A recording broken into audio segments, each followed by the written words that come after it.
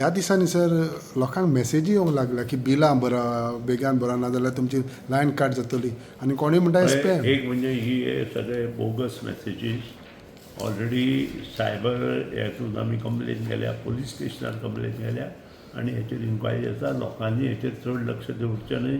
आमी कोणाचीच कित्याक जी जाणी कोणी डिफॉल्टर 6-7 म्हयने आसा त्यांच्या वाटेकूच आमचो स्टाफ गेला, कारण तांणी पयशे भरचे अशें आमकां दिसता आनी तेय बी तांकां 3 हप्ते दिल्ले आसा.